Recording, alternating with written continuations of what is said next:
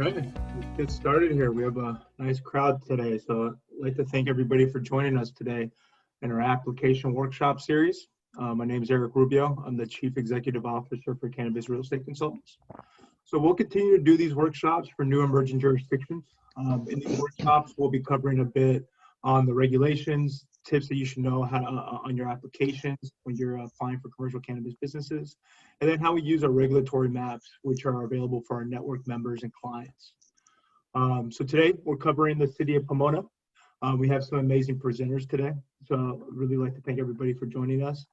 We have Mark Ramos with the United Food and Commercial Workers, Anita Gutierrez, the Director for Development Services in the city of Pomona. And then we have our own Jerry Yonker, who's our Chief Compliance Officer for our CREC Compliance Division. So yeah, thank you for joining us, presenters. I appreciate you taking the time. Thank you for the invite. Looking forward to it. So how is this gonna go? We're gonna have Jared from our compliance team to cover basically a brief overview of the regulations. And then I'll come in and show a little bit of the analytics we've done for the city of Pomona using a regulatory map that we provide to our clients and agents. And then Anita will follow up by covering some of the key things to know about the regulations in the application process.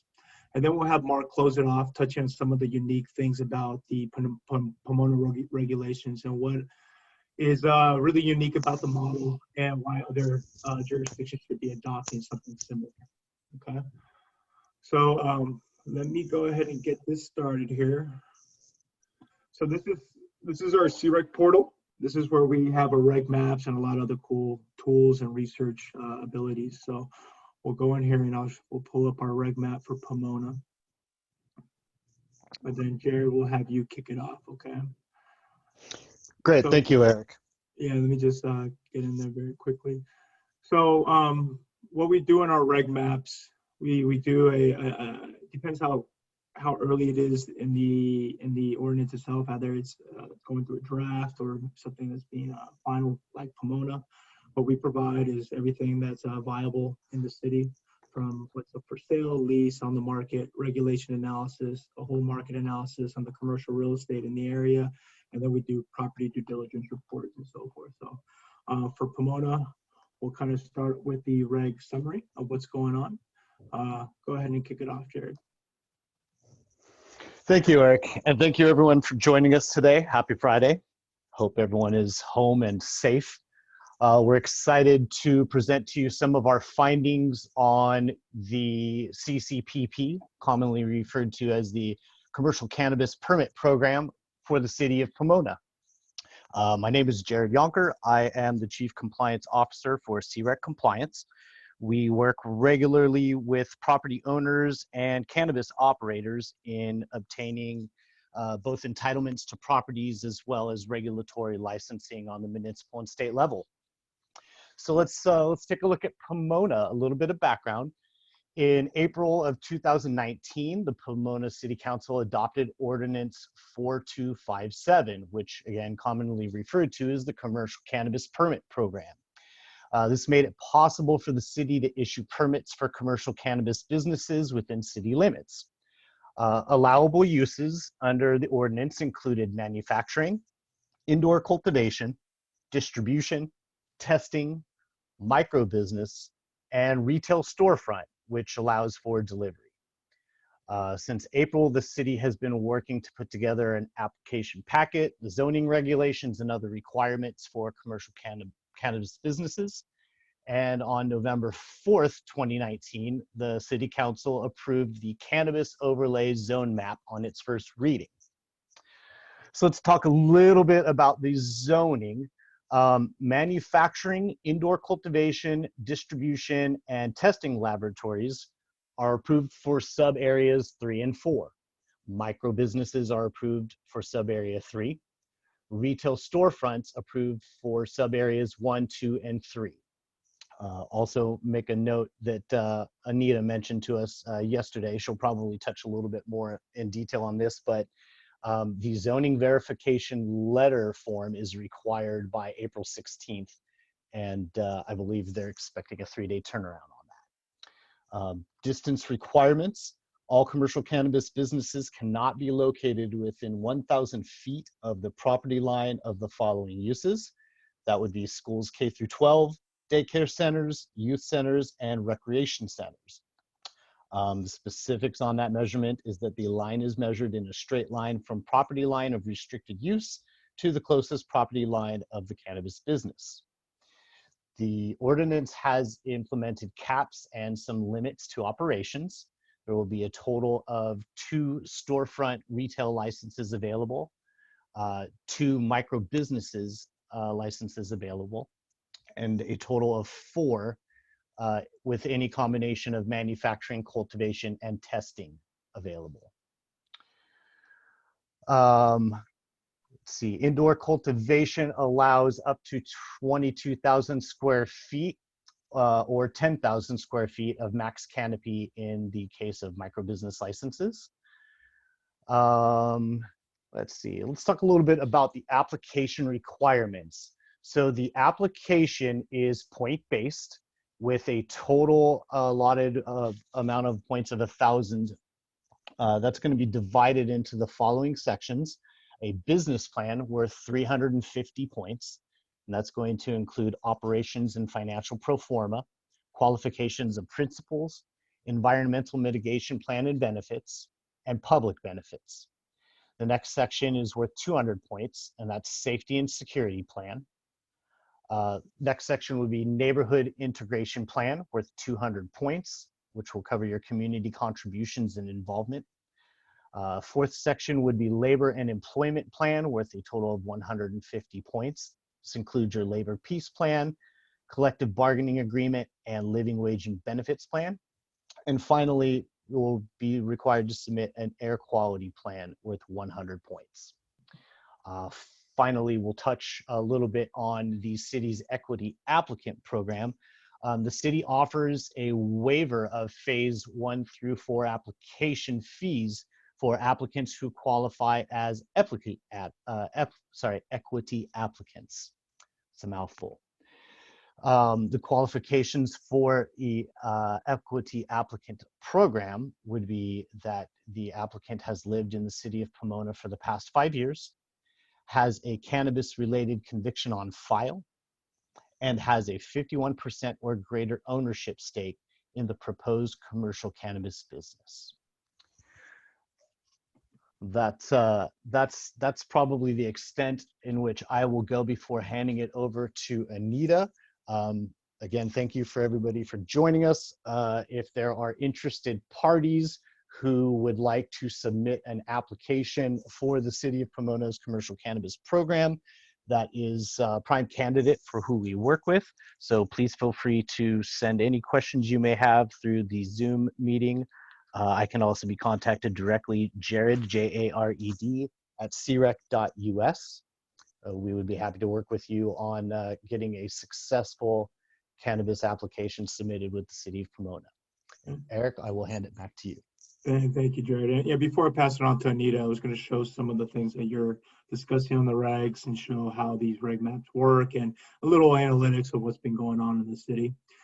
So how this is typically used, we like to do a market analysis. It's a good way to understand what's going on in the city of Pomona. There's actually some very neat things that we've discovered through our data and analytics. So you can see there's been, this is basically an analysis of the last 10 years of the commercial real estate space and what's been going on with the leasing of commercial properties and also the construction of them. So we've been seeing a lot of fluctuation during 2015, a big spike at that period of time. About 617,000 square feet was being leased in Q3 of 2015. And then there's a big downturn where a lot of the real estate has been redeveloped at that period of time. But then we see in the last few years, it's been pretty steady. And this is actually a good sign that the real estate market is actually pretty good there. You can see the vacancy rates right now. This is a graph that you'll see on what's going on with the asking rent, but also what the market rent is compared to in the neighboring cities. So you can see that the vacancy rates over here at 2.46%. I mean, that's very, very good and very, very low. So there's obviously not much real estate available because the real estate market is very good out there. So this is a good way to really analyze what's going on in a city, but also this gives you the tools that you need when you're negotiating rates with a property owner, especially when you want to go to that entitlement period, because as you know, the entitlement period takes some time, and you don't ever really want to execute a lease or a purchase agreement until you have a license awarded on that property. So Anita will get into more of what that process is like, but you can see it's definitely a good place to invest in real estate due to the high demand. So based off the regulation analysis, this is actually the view of what it looks like, the visual of the regs. You'll see that we have all the daycares, youth centers, distance requirements, but we also include is all the viable properties here. So here you'll see this is every single viable property for retail. We do have the addresses and the property owners if you ever want to have those discussions. And we organize it even through micro businesses and the ones that are eligible for cultivation, distribution, and manufacturing as well, also testing. So we like to take these regs, visualize them, and this is a good way to really understand what's going on, but also to identify that right property that's for you, and then a way to communicate with those property owners. What we also do is really kind of break it down to what's really on the market, as we just showed a bit ago that the vacancy rates are pretty low, so there's not much available that's on the market, and that's pretty good for Pomona, but it's very tough to find properties that are going to work, right? So we currently have, what is that, 1, 2, 3, 4, 5, 6, 7 locations that are on the market currently for lease. And for sale is even less, I think 1, 2, 3, 4, 5, 6. About 6 properties are on the market for sale, right? And then here we actually have what their what the square footage is, what's the price, the agent's contact, parking ratios. So a lot of good data. This is definitely what our clients and network members really enjoy using, because this is a good way to really attack the city and find the best property for your next cannabis business. So again, we like to really analyze everything going on in a jurisdiction, especially a new one that's coming up with new regs, because this is the best way to find your properties. What we also do, which is very interesting, is find parcels that actually land in the opportunity zones. And guess what? It looks like there is some. We have some of this little area here that qualify for opportunity zone exemptions. I have some down here and some over here. So it's a really nice tool to find that property where it could be a good investment property on your next real estate investment. So these are some of the neat tools that we do. It's a good way to really analyze the city, right? So Anita, do you want to take it off and talk about some of the tips on the applications and some of the things that you suggest? Yes, absolutely. Thank you, Eric and Jared. Really appreciate it. Again, Director of Development Services, Anita Gutierrez. I'm happy to be here this afternoon with you all to share some of the opportunities that we have in the city of Pomona regarding cannabis. So to begin with, I think we'll talk a little bit about what our application process was based on. As Jared and Eric mentioned, it's a 4-phase merit-based application process. And the reason that that's important for the process, as well as for the city council that established the program, is that it really puts the focus on creating and getting a quality business here in the city of Pomona, one that's willing to contribute to the public benefits and give back to the community, and not just come in and have a short-term business and not really have anything to offer the community, the residents, and the surrounding neighbors. What we're really hoping to get out of this are some good neighbors. I think if you look at our program, we're starting small. We're starting with up to only 8 permits. That's, as Jared mentioned, 2 retail, 2 micro, and then the 4 remaining are for manufacturing, testing, distribution, or cultivation. So starting out small to really be able to control the businesses that come in, the type of businesses that we get, and ensure that, again, they're quality businesses that have a plan in place, a strong business plan in place, have a focus on the community. That's why we have several components about local hire, community benefits agreements, things like that, where we're looking for really businesses that can offer the community something beyond just a cannabis operation. So that's a 4-phased merit-based system. One of the biggest components of that system, of that process, is the public participation component. So the first phase, excuse me, is application, and then a first score. And then that third phase is going to be a public participation component. And that's going to be, at this point in time, it's a little in flux how we'll handle that process because of COVID, and whether we'll have to do online public participation or an actual physical meeting. That time frame would be sometime in June, July. So we'll cross that bridge when we come to it. But regardless of the format that it takes, the important piece of that, it is going to be an opportunity for the public to be able to ask questions of the businesses proposing to come into their neighborhoods, and a chance for those businesses to respond back about what they plan to offer, how their business plans will help enhance the community, and help bring some economic vitality to some of the regions and areas that they're coming into. So that's a big component of that 4-phase merit-based system. So our current application process has opened. We opened it on St. Patrick's Day, March 17th. Originally, it was open until April 20th. We've since extended that due to the circumstances of COVID-19 to the end of April. So we're opening that application process till April 30th currently. And all of our personnel is working remotely, but we've found a way to handle this process and still continue it to move forward. And maybe, Eric, do you want to give me control so I can share my screen here? Absolutely. I'll send that your way, and then you have the ability to share it from that share button. What screen you would like to share? There we go.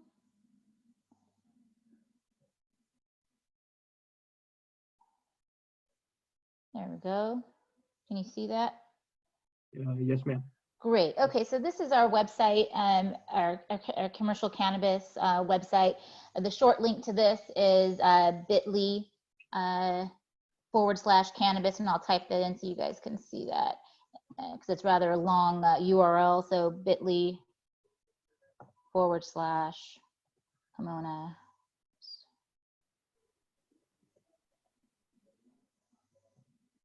There we go. That's the shortcut, and then it takes you to the main page here. So this is our main page where you're going to find everything related to cannabis. We're putting all our updates here. So as we scroll through, we had a Zoom application walkthrough yesterday at 3 p.m. If you're also interested in some of the intricacies and the details of each of the pages of the application, you can click on this link here, and that's going to walk you through. We go through basically each page of the application, answer a few questions about what we're looking for and some of the commonly asked questions that we're getting. So that's kind of a deep dive into the actual forms of the application. So if you want to interested in that, you can check that out there. This is a table of contents, so you can kind of use this as a shortcut to scroll to any component of the web page. So if you're interested in equity applicants, you can click here. That's going to scroll you all the way down here to talk about the equity applicant components. Here's the equity applicant form that you can click on directly. So going back up to that table of contents, frequently asked questions, all of our past application workshops are here as well, where you, if you're interested in following the evolution of this process and different feedback and questions, you can watch those as well. They're online. Our zoning map. And then as we scroll down, we get into all of our COVID updates. So again, here where that's going to update you, where we updated the pushback of the application date, our deadlines, all of those things are going to be here in the front COVID update. And then again, our point of contact is either myself or Atal Khan, who's our senior planner handling majority of those application processes. The email contact to contact either of us regarding cannabis specifically is cannabis@ci.pomona.ca.us, and that's here on the website. We have our implementation guide, which is going to be it's a 10-step implementation guide that's going to walk you through each of the components of what we're looking for in the application, which Jared went over briefly. That's a 28-page document that walks you through how each of the applications will be scored, how the points are assigned, and what you're going to be needing to include in your application. And then here under applications and forms, you can see we have 10 forms, from zoning verification form all the way down to public benefits. So each of these forms are going to be PDF fillable forms. We have some things to note on our application is, one, as I think as Eric mentioned, our zoning verification forms, we ask that those are going to need to be submitted by April 16th. And we do that so that way, as a full application that needs to be submitted needs to have that zoning verification attached with it. So the 16th gives us some leave time in order to verify that zoning verification. And that's the form here that you're going to want to submit. And you can submit that directly to cannabis@ci.pomona.ca.us. And what that zoning verification is going to do is twofold. One, it's going to check to ensure that the parcel piece of land that you're applying for your cannabis business is in fact within our cannabis overlay. That's how we've created this system. Is our cannabis overlay system is a parcel specific overlay. So it designates specific parcels which are or are not eligible for cannabis businesses. So one, it's going to check to make sure that parcel is indeed within that cannabis layer. And then secondarily, it's going to check for any new sensitive uses. So our point in time is March 2nd. So we adopted, as I think Eric went over, we adopted that overlay in November. But between November and March, there could have been, and I think there were a few new additional sensitive uses that were established within the city. And under the ordinance, you need to be 1,000 feet away from those sensitive uses. So it's going to double check to make sure, and our point in time is March 2nd. So between November adoption and March 2nd, if there's any new sensitive uses that have been established, that would then make that parcel ineligible. So you'll know that through the zoning verification form. We'll let you know that, and that gives you the go ahead and apply for your cannabis application. Some other things to note about the application is our fees. The way we've structured our fees is it's again, the 4 phases. So phase 1 and 2 are grouped together. So you'll pay that initial phase 1 and phase 2, which is about $5,000. You won't need to pay the additional phase 3 and 4 fees until you would clear that first scoring. So we've done that so that way all applicants aren't paying an entire upfront fee until you've been past that first and second phase. The other thing to note about our application is that we don't require ownership of the land. There's 3 ways that we ask for applicants to apply. One is either you can own the land. 2, you can have a lease agreement already in place. Or 3rd, you can have a letter of intent, simply a letter of intent from the owner saying that you would intend to enter into a lease agreement with them should you be successful in being awarded a cannabis permit. Also, something to note on that is regarding stacking. We don't limit the number of applications that are allowed. So you can stack the applications. You would have to apply multiple times for each business you're applying for on each location. So they would be a new application and new fees for each, but there's no limit on the number that you can apply for. And again, the rationale behind that is it's a merit-based system, wanting to get the most quality business, neighborhood-friendly business in the city of Pomona. So those are some of the things to go over. I think we've already gone over the map, and I think those were the key points I wanted to go over, Jared, Eric, and I'm happy to answer any questions. Thank you, Anita. I really appreciate it. Yeah, we do have questions coming in. We'll answer those at the end. Everyone, feel free to post any questions you might want answered, and we'll touch on those at the end. Mark, do you want to go ahead and touch on some some of the points that we wanted to discuss, and I'll. Yeah. take this over. Yeah, good morning, everybody, and thank you guys for putting this together. A big thank you to Anita and the staff of the city for all of their hard work on this. I know it was not easy, and it was a lot of work put into it, and I think that kind of come out something that we're all kind of proud of, and that the work was put into this. So, look, my name is Mark Ramos, president of UFCW Local 1428. Those of you that are on the line here may know that, you know, the UFCW's involvement in cannabis, working with local municipalities and the work that we're doing at the state level. Here in the city of Pomona, we began the conversations, I think about 3 years ago. We began these conversations trying to put something together here in the city. The city had a problem with a lot of illegal operations. Conversations with the mayor and just trying to move this project forward. I think what has been helpful to come out with a really good, I will say a strong conservative ordinance here is that the mayor and the council are skeptics. We met with each person on the council, kind of talked through the ideas, what we wanted to do here, to give folks some background on what was going on and kind of who we are as the UFCW and what our involvement was. So we spent a lot of time talking about the ordinance. The UFCW had done a lot of different ordinances around the country. And we felt that we had a real opportunity here in Pomona to come out with something strong that would be a real community-based ordinance that would allow us to attract the best operators and people who are really committed to the city of Pomona. Because at the end of the day, this whole project is about Pomona. It's about the people who live in Pomona. It's about the economy of Pomona and the jobs that we can create in Pomona. So, you know, the majority of this council are skeptics, and we had to, and I think that's why we've kind of come out with something here that's a bit conservative in its approach. But it was also about building a comfort level within the community, and kind of beginning with a slow rollout that would allow us to build the community's comfort level to show that this could be done and it could be done right.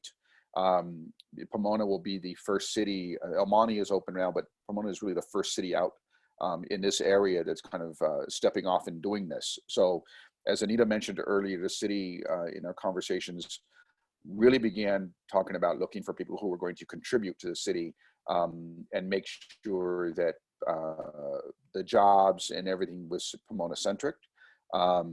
So we've kind of, like I said, we've kind of grown people's comfort level. We've met with a lot of different community groups and folks and try to come up with something that they felt comfortable with. I know it is tough with so little real estate available, but I think that as we kind of went through this whole thing, there were a lot of different ideas that were exchanged.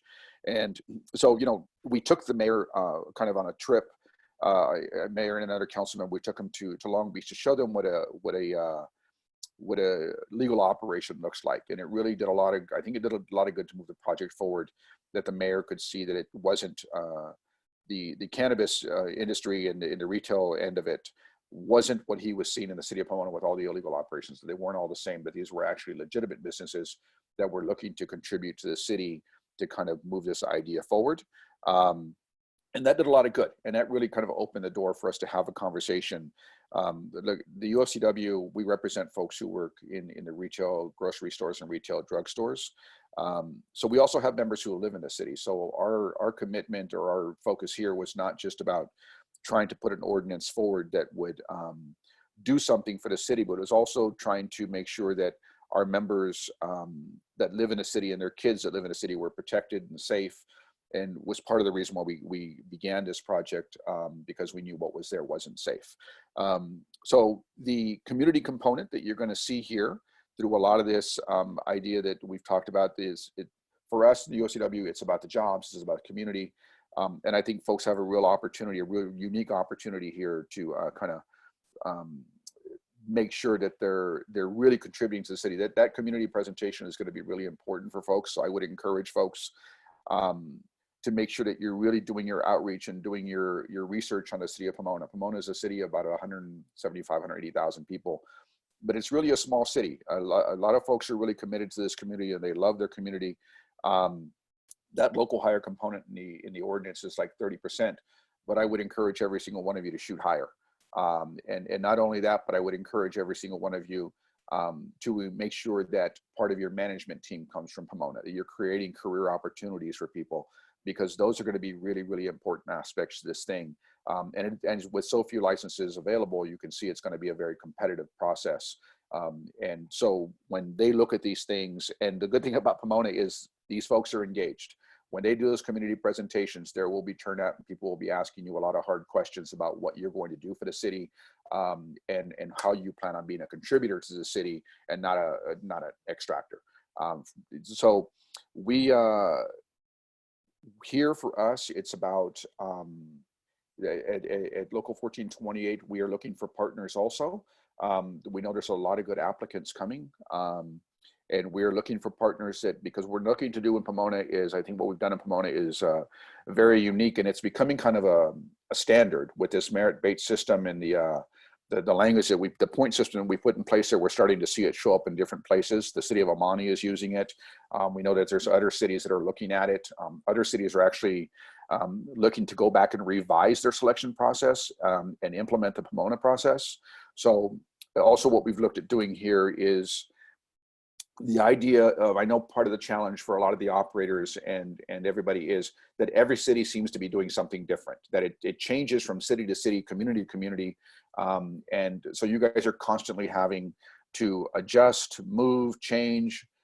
So for us, what we looked at doing here in Pomona was establishing a process, working with the city and putting together more or less a regional standard, that if there's another city in the vicinity here, you know, I'll say West Covina, Azusa, Montclair, the idea is for us to work with them to put this standard in place so that it does not become a race to the bottom, but also for the operators who want to work in this region, that you know exactly what's going to happen. If this region has a standard, and everyone's kind of playing on the same field, and we think that will lead to consistency. It will lead to better operations. It'll lead to better opportunities. So we're very proud of this stuff that we've done here in Pomona in conjunction with the city. Had a lot of meetings with the mayor and the council. As you'll see there on the application process, anybody who's going to have 5 or more employees needs a labor peace agreement. There's also points for a collective bargaining agreement, which we thought was important because going to council meetings and hearing a lot of operators go up to the podium and speak to the council, you hear a lot of promises. You hear a lot of operators say that they're going to do this and they're going to provide this. So for us, the LPA and the CBA, they kind of become pen to paper, that it's more than just a promise that you're making, that you're actually making a commitment to the city. And that became a very important piece for us and the city, to be honest with you, because I think the city was, with so few licenses available, the city was really focused on the idea of, we want commitments from these operators, that it's not just folks coming and making promises and then kind of going back on those things once they get their license. So you will need the LPA. So I will tell folks that, I don't know if Jared, you guys can share it, but I'll just give you my email address. It is markramos1428@msn.com. So it's MARKRAMOS1428@msn.com, and we can work with you all to make sure that you get your labor peace agreement submitted with your application. So we look forward to having conversations. I thank you all for the opportunity to speak to you today. Jared, Eric, everybody, Anita, thank you all for your hard work. And I think we're all really excited about the opportunity this is presenting to all of us, and the opportunity to do a lot of good. And I think Anita and the staff should be really proud of the work that they've done. And we're just happy to be a part of this process and a part of the relationship. So thank you, guys. Absolutely. Thank you, Mark. Yeah, I think everyone's done a great job there. And yeah, we'll include all your information when we share the recordings, and this will be on a blog that everyone can kind of read through what we've discussed here, but also links to some of the appropriate material they need for the application. So, okay, so thank you guys.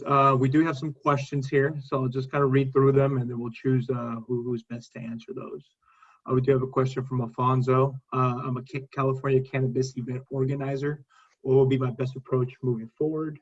Anita, is that something that's possible in the city of Pomona? What would you recommend there? Well, I guess I'm a little unclear. So cannabis event organizers, as in like they do festivals or cannabis events? I think that's what I'm getting off. Correct. I'm guessing on-site consumption events. So at this point, that's not something we're permitting in the city of Pomona. Okay. I know from a state angle, that would only be allowed through the state license retailer or a micro business. So unless the municipality had specifically written that into the ordinance, in which I've reviewed the ordinance and have not found such, I don't think there is any legal angle to open an event license in the city of Pomona. That'd be correct. Okay, we have another question. Is HDL involved in the reviewing of the applications? Yeah, great question. Thank you. So HDL has been selected as a third-party vendor to help the city of Pomona with the initial scoring. So again, this goes back to our application process, which is 4 phases. So the initial phase is the application. That second phase is what HDL is going to be helping us score. They will do the initial score out of 1,000 points, and let us and give us feedback on those applicants that have met the 80%, 800 points or above. Those applicants will move on. They will be using the rubric that we have established, which is primarily it's what's exactly in the implementation guide. In the implementation guide, it shows you how many points are available by category, and each number of boxes represents a percentage of points that is available. So it's all those points in rubric has already been established. HDL will do that initial scoring as well as the initial background check. They will give us that score. Once you pass on to phase 2, it's public participation, and then the fourth phase is a rescore by the city. HDL score, it won't be an average of HDL score and then the final score at the end. Those will be 2 independent reviews, but where HDL's review will come in is it'll let us know who moves on to the third phase, but it'll also identify key questions and or concerns that they'll note in their score sheet that we may then incorporate into questions during the public participation component. And it'll also, that'll be available to the final phase of the scorers, who then can look at HDL score as well to see how they scored it and any comments they had, and to see if they independently felt the same way or not. Okay. Thank you, Anita. We have another question for you, Anita. Beyond the initial selection process, what additional site-specific applications will be required prior to facilities permitting? Specifically, is a CUP supporting CEQA documentations required for discretionary approval? Thanks. Again, excellent question. So the way we've also laid out our commercial cannabis overlay zone is that these are permitted uses. So they are not discretionary. So in each of these zones, they are a permitted use. So should you be awarded a cannabis permit, the application process or the selection process would be a tenant improvement or plan check, unless you're building new. If you're building new, it would still go through plan check. The only time it would be a conditional use permit is if you're building a new warehouse over 20,000 square feet. That would kick in a CUP requirement. Other than that, these would be permitted uses and would go through the plan check process for your tenant improvements. Okay, thank you. We have another question here. I see has a cannabis related conviction on file. If I don't have a conviction, is that a problem? I think that's in reference to equity applicants. Okay. So if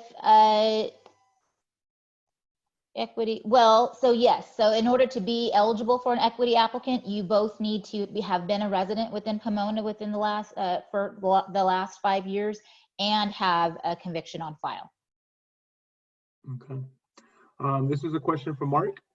Don't you see the merit-based point system as a barrier to entry for smaller boutique operations? Typically, merit-based systems give priority to larger, well-funded, and politically aligned organizations. From my perspective, we don't believe so. And if you look at the website that we went through, we walked through some of the forms. Our system that we've created is very form heavy. So we've tried to do that purposefully to level the playing field for all applicants. So that way we're not being flooded with flashy brochures and marketing from the more well-funded businesses. Everyone's being judged on the same forms. All of our forms all together I think roughly end up being about 60 pages, with some additional pages being allowed for elaborate pro formas or things like that, or lease agreements. But everyone, we've tried very hard to keep everybody on a similar playing field, and not allowing additional materials beyond specifically what we've asked for. And I think that bodes well for the small businesses that are trying to compete with the bigger ones. It's all the same information being judged the same way. Yeah, this is, and I would say that Anita is spot on, that the idea that you know, one of the things the council did was create a blind selection process. So everybody is judged on the merits, right? So there's no lobbying of the council.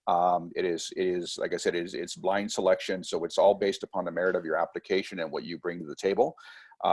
As far as it comes to smaller boutique operations, I think there are some examples when you look at I think there's some small boutique operators down in like Long Beach and other areas that have been able to gain licenses through these process, a merit-based system. The idea, again, I mentioned it earlier, that this is the most foremost thing about this whole ordinance is that it's about Pomona. This is about Pomona. This is about Pomona's economy, and this is about providing, at the end of the day, a lot of good living wage jobs in the city of Pomona. And that from the get-go has been our goal. And in the conversations with the council and everybody, we've all kind of been focused on this same thing. And when Anita and her staff went to work, that's exactly what we tried to do here. And that's where we felt the blind selection process, that everybody was just basically judged on the merits, what they bring to the table, that it really leveled the playing field, that no one was going to look at an application and see a really big operator and say, oh, let's kind of move this one to the front. That everything, like I said, I'll just say it again, the blind selection process is leveling the playing field. Bring your best game forward. And if you can provide what Pomona needs and Pomona wants out of this ordinance, then you're going to have a real good opportunity here to get one of those licenses. Absolutely. And if I could just add, since I know we have a lot of potential applicants on viewing this is the blackout period for council members and mayor. So please do not contact any of our elected officials. That is grounds for disqualification of your application. Good point, Anita. Good point. Okay, we definitely have a few questions here, so let's just try to get through as many as we can. Okay. In the event two equally scored finalists are competing against each other, will the social equity aspect be considered as a decision-making factor? No. So if two equally scored applicants, and we have this scenarios written out in our implementation guide as well, if two applicants are scored the same points for the same category. So for instance, retail, you have two retail, one of them is an equity applicant. If there are two slots available, then that each of them would get the slot. If they're not part of the same business, if they're for the same business, we would go to a lottery system. So that in our system, the equity applicant component, all that does is get you in the door at a reduced, and we waive the fees. Once you're in the door and you have applied, you are judged on par with all other applicants the same. Thank you, Anita. Another question from Jose. Glad to see labor component in PLA. Must all operators be part of the UFCW? Mark. No. But what I will tell you is that the UFCW, from the AFL-CIO, does have national jurisdiction over the cannabis industry. We've been given jurisdiction by the AFL-CIO. So I think the UFCW has done the most when it comes to advocating for cannabis operators, when it comes to at the state level, the local level. I know that there are other unions involved in the space, but when it comes to the actual advocating to make sure that what we're creating here is a long-term sustainable business, I'm very, very proud of the work that the UFCW has done, again, at the state and national level. And we look forward to having conversations with everybody. But you know, look, I'm a little biased, but I believe that the UFCW is the best union for folks to be operating with in this industry. There you go. Another question from Jose. He's asking for the tax rates in Pomona. Does anybody know that? Yeah, so you can find that on our website. If you go to the Pomona Cannabis website, we have the tax ordinance on there. It's all a little bit varied. It varies by type, so testing, retail, distribution. So it's all within that tax ordinance, which is ordinance number 4254. Thank you. We also have that in our portal, and we can provide that information for anybody who needs that. So just send us an email. Is a security consultant required to write the security section of the application? That's a good question. So in our implementation guide, it specifically says that we ask for proof of professional involvement, that you are consulting with a professional security consultant. So it doesn't necessarily mean that they are writing the entire thing, but there needs to be proof that they have been involved in the process with you. Thank you. Okay, for testing labs, does the lab need to be operational before submitting an application? Trying to determine how far along the city expect the business to be at the time of application submittal. Well, no, I don't think you'd be able to be operating because we wouldn't let you operate until you have a permit. Right, right. Do employees have to be in a union to work? So again, I think I'll let Mark answer that one. Oh, yeah. Look, if there is, yes, you know, depending on what is negotiated in the collective bargaining agreement, the process works. You know, the LPA, you know, allows access to the workers. The workers decide, after the workers decide if they want to join the union, we sit down and bargain a contract with the employer, and then ultimately the employees have the say as to accept it or reject it. But we, from there, when we negotiate with the employer, we determine who is and who isn't part of the bargaining unit. But California is a closed shop state.